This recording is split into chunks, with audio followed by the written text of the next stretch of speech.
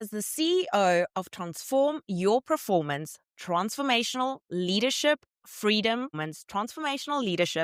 Coach, speaker, and author, Regina Huber drives bold, conscious, and heart-centered leadership. She helps clients become thriving leaders with thriving teams by leveling up their own leadership of their teams while keeping their stress levels low and their energies high. With the eclectic experience of 5 continents and through her leadership framework, she guides clients to recognize their own genius and potential to create the leadership, work, and overall life that's right for them while experiencing true freedom and power in 4 languages. And let me tell you, she also brought everyone here a gift. She has gifted you all the Create Your Frickin' Amazing Life template, which is so cool. And you can grab it at any point while you're listening to this interview in the caption or bio, wherever it is hidden.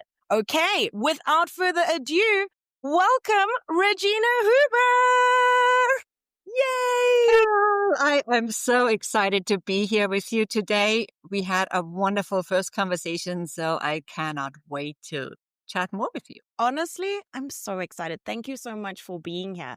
And Regina, we have a little tradition on the Client Code podcast where I ask every single guest, what is their unique client code? So if you don't mind, would you peel back the layers and tell us your secret? What's your unique client code? Yes. So I love to support my clients with something that I call the Thriving Leader Formula. You mentioned that a little bit already in the introduction, right? Thriving leaders with thriving teams. And it is a holistic framework that covers all aspects of leadership, including self-leadership, and even thriving in your life outside of work, right? And one of its components that is particularly important is leader presence. Because as you well know, Carol, your presence determines your success as a leader. And you could offer a highly valuable product or service in your business, but if you cannot come across as trustworthy and compelling, then you won't be able to get the right attention for it and you won't be able to sell it. And you can also have a wonderful team, but if you don't show up as a leader, then your team will not generate optimum results. So how you show up as a leader and as an entrepreneur makes all the difference, right? What's not talked about in this context or hardly talked about is your energy. We often hear that it takes 7 seconds to make a first impression, when in reality, it only takes 0.07 seconds for our brains to figure out whether we can trust someone. 0.07. Wow, I'm not even going to lie to you. I could understand that.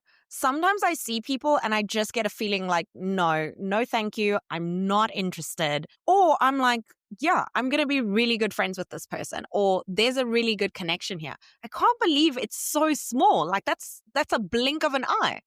It's amazing. It's less than a blink of an eye even, and why so quick? Because it's a part of your survival mechanism.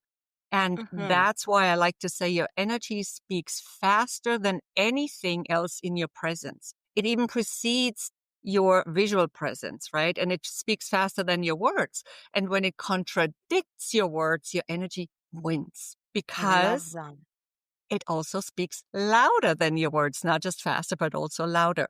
And it flows really into everything you think, you say, and you do, right? Including your body language. So we notice when somebody uses canned body language because the energy contradicts it. Oh, I love it. You said something that is like really getting stuck with me. You said your energy speaks louder than your words. Why are so many leaders overlooking this if it's so crucial and important? I think it's because it's just not, it's been considered, or it was considered rather, it's changing now, woo-woo in the past, and business, we can't have anything woo-woo, or we can't have anything like that, and we can't have emotions and all that, which is, of course, not true, and it's not beneficial. So it's really important to remember that your energy always is at work, whether you notice it consciously or not.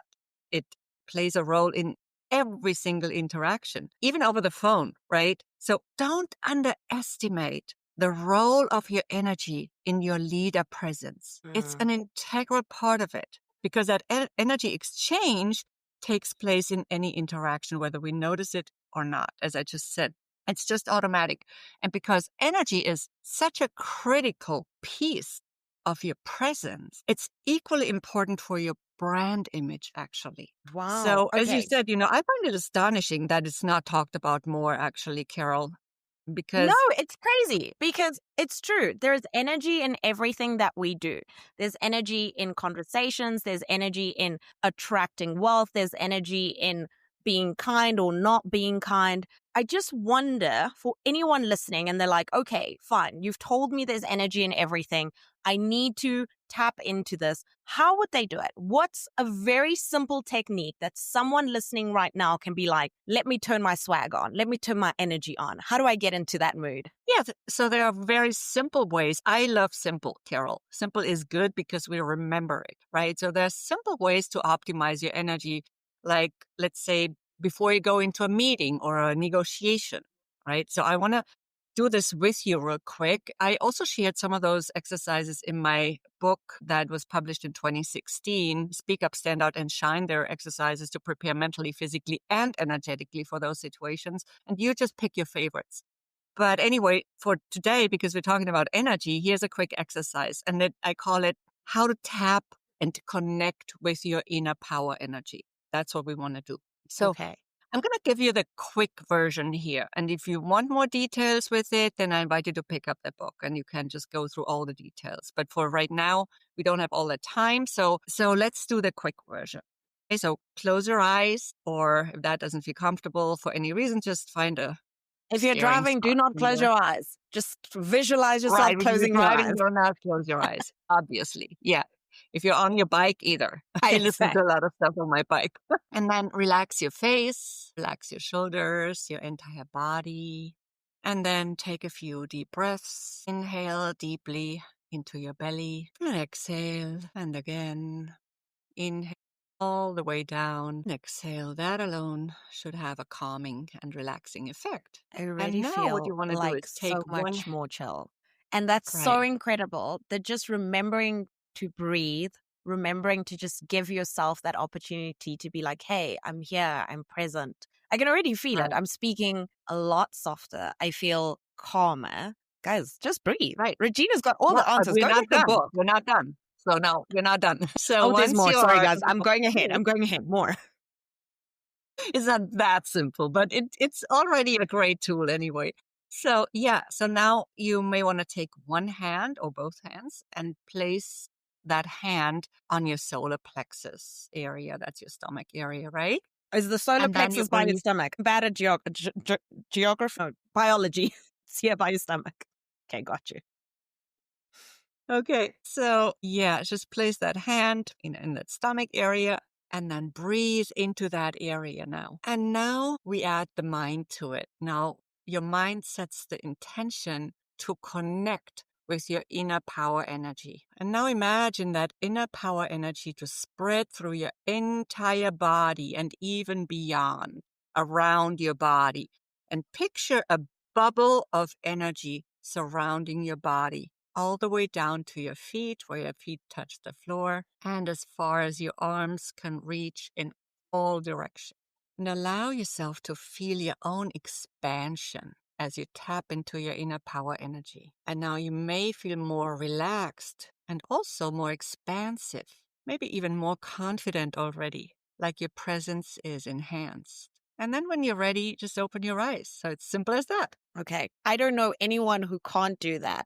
That was amazing. I loved it.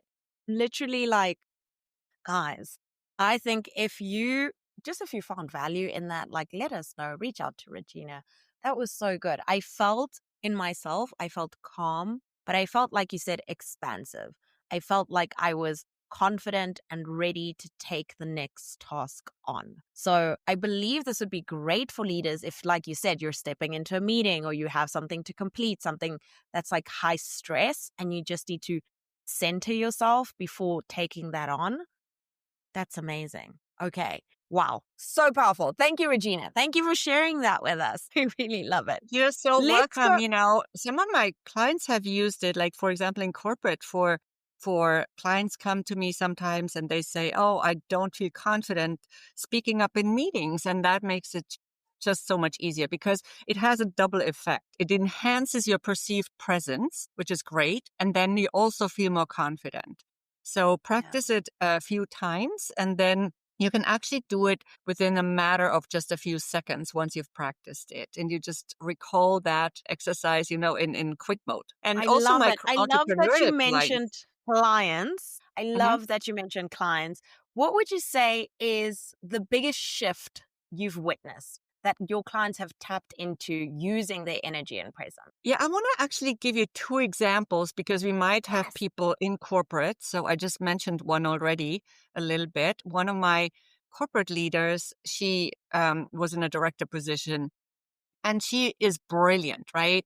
But she was often not really heard or talked over by, the typical thing that often happens by a colleague. So once she applied this particular tool, so simple, she now actually felt more confident about speaking up. And she also then combined it, of course, with conversational intelligence. She did a whole coaching program. And that also helped to really keep her colleague in his place. So she was heard as the one providing those brilliant ideas and not somebody else taking Wow. those ideas from her. So that's one example. And yeah, I could think of a lot of clients who have had that particular challenge. But one particular one comes to mind that really did a great job from one meeting literally to the next. So it was amazing. Then talking about entrepreneurial clients. So I had a client who was running her own consulting business. Okay. And she was really feeling a bit off sometimes. Her energy felt a bit off sometimes when she went into those meetings with potential clients. Mm-hmm. And she just totally shifted her presence. She sometimes felt overwhelmed when she walked into like a whole room of five people from the client side. And then by learning this simple technique, she optimized her energy and presence. She commanded authority now. And that's really, really important to command that authority more naturally so that you come across as trustworthy and as credible. And so you can then present your service or product in the right light. Okay. No, I love that. It's literally like leading with your energy is being courageous. It's not something to be like weak or a weakness. It's actually doing self work on yourself so you can show up as a better leader, as a better client, as a better everything. I'm sure even the work you do with leaders and with entrepreneurs affects their life going forward. If they're a mom, they're probably more productive. If they're a husband, Mhm. they're probably better partners. So by just focusing on your energy and just being more present, I'm sure it just has that ripple effect that goes on and on and on. And that's amazing. I really love that. Would you Yes. say, sorry, you go. No, no, I just wanted to also just quickly add that's also true for how you come across with your team. That is so important, you know. But also to just one particular win that entrepreneurial client had that I just remembered is it literally allowed her to close a major partnership that doubled her revenue for that trimester. Right? So Wow. isn't that amazing? That's so amazing. If someone is listening to us right now and they're feeling stuck, they're feeling like, okay, everything you're saying sounds hunky dory, but I have no clue where to start. What should they do? What's the first thing Regina, you'd say to them? Go and do this. Well, first of all, I think it's really valuable to work on, apart from the energy piece that we already looked to at the same time work on your mindset, your potentially stuck emotions that might be blocking you, because those are big blockers if we do not address them. And then also really looking at your self-image, So to me, I was in a situation in the past, Carol, where I really had to rebuild my self-image from scratch, my self-esteem with it, because I had gone through a setback. And as entrepreneurs, sometimes we go through setbacks, right? So, as we go through those situations, it's important to work at several different areas at the same time. So, mindset, energy, and also, how do we see ourselves? Yeah. I Because would a say the self setback esteem is a big one too. I would agree with that. Yeah. Right. Because a setback isn't really anything that tells us anything about our value or worth. That's not what it is. It's just an opportunity for us to learn, an opportunity for us to grow. And I now call these situations or experiences, right? Because that takes a little bit of the weight, little bit of the weight off of them.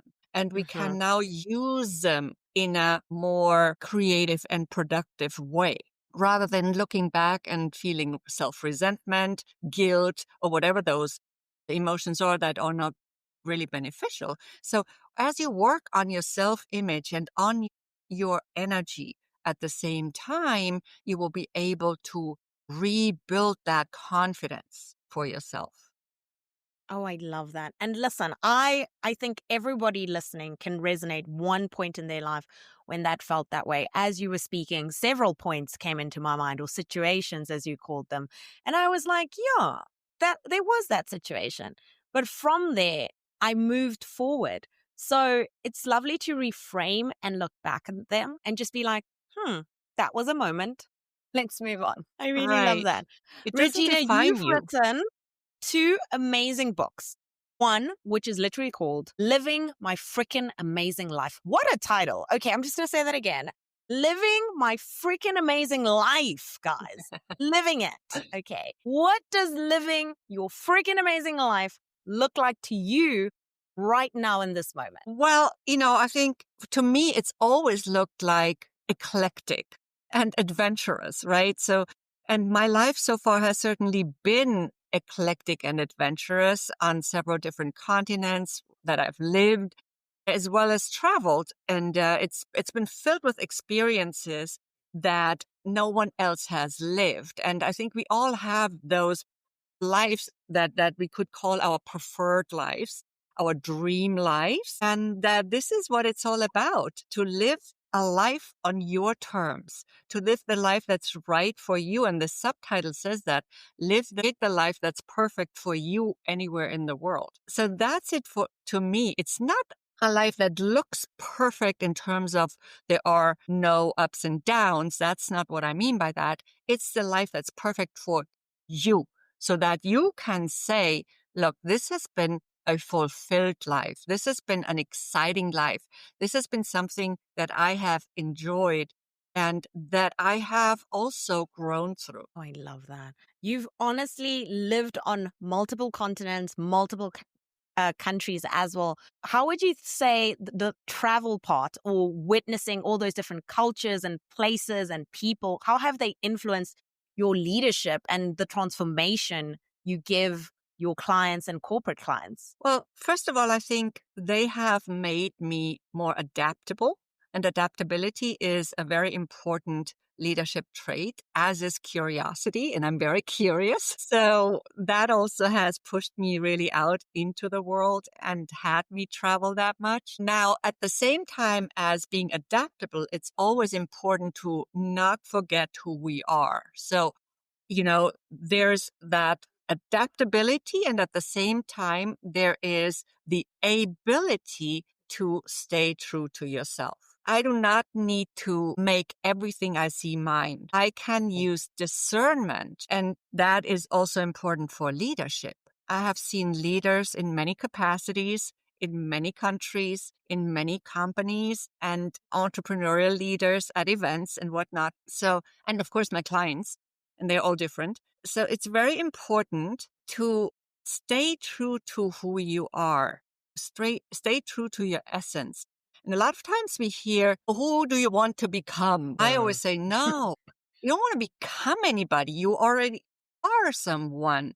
And it's really more about pulling away the layers to get to the core and to the essence of who you already are. That is authenticity to me. Mhm. Really showing us, the world, the people around you, the best version of who you already are. Oh, my soul. I love that. Okay. So, Regina, we could talk until the cows come home, but I want you to just take us home and tell us a little bit more about that free template that you gave our audience today. What is it going to help them achieve? What steps is it going to help them move the needle forward to, take those first steps? Yeah, I love that you mentioned the cows because I grew up on a farm, on a small I farm, love cows. actually. I think they're great. Yeah, they are I love lovely. dairy cows too. Like, those Yeah. big white and black ones? I always used to call them the clover cows because of the little patterns. I love Yeah. a cow. Yeah, I definitely grew up with those. So, yes, it is called Create Your Freaking Amazing Life Template. And if you're an entrepreneur or just really anybody, but I think most of your audience are probably entrepreneurs, and you're seeking more freedom and joy, then you are invited to grab this template. It's the first step to create your freaking amazing life. It's there for you to gain greater clarity on what I call your unique assets are, and then go from there. And also, what is your heart's desire? What is your true desire? Not what someone else thinks you should desire or what you have taken on as someone else's desire. Sometimes it's hard to distinguish that.